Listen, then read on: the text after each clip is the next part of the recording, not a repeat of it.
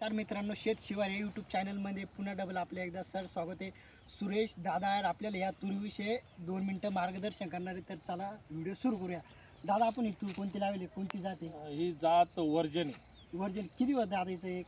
म्हणजे कसं म्हणजे हिचं ॲव्हरेज किती नाही दादा? तिचं आवरेज एकरी नाही राहते. 20 गुंठ्यामध्ये एक थैली लागते. 20 मिनिटं निघते. हा 1 किलोची. तर तिचं आवरेज आता पहिलेच वर्ष आहे आपलं. हा. आणि ज्याच्याकडून आपण थैली घेतली त्याचं हा. म्हणणं आहे 5 ते 6 क्विंटल निघतं.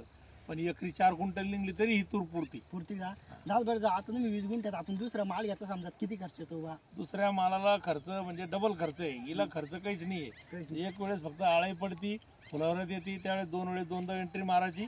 त्याच्यानंतर याच्यावर एंट्री मारायची गरज नाही, काही नाही.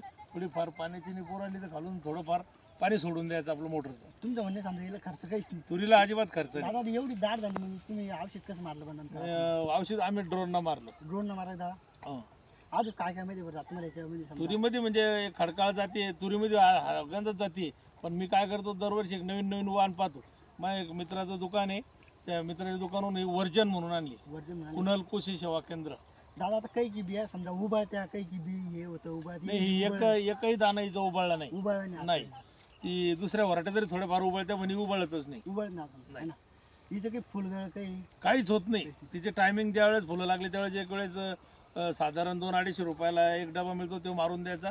आणि नंतर आपल्या हिशोबानं एक आळायचं मारून द्यायचं. कधी मारलं बरं तुम्ही औषध? आता हिच्यावर औषध मारून झाले आज जवळजवळ 25 दिवस झाले. आता ही लगी निगम झाली, म्हणजे पूर्ण दाणे भरले आता हिच्यामध्ये. काय खाली पाणी सोडत काम नाही झालं? नाही, आता पाणी द्यायचं काम नाही, काही नाही. आता ती पुरेपूर तिचा दाना याच्यामध्ये भरला, बियाणं पूर्ण पक्क झालं. सोंगाला काही चालन दादा याला? सोंगाला आता अजून 8-10 दिवस तिला वाळू द्यावं लागेल, सोंगून घ्यावं लागेल. सोंगाला चालन. धन्यवाद.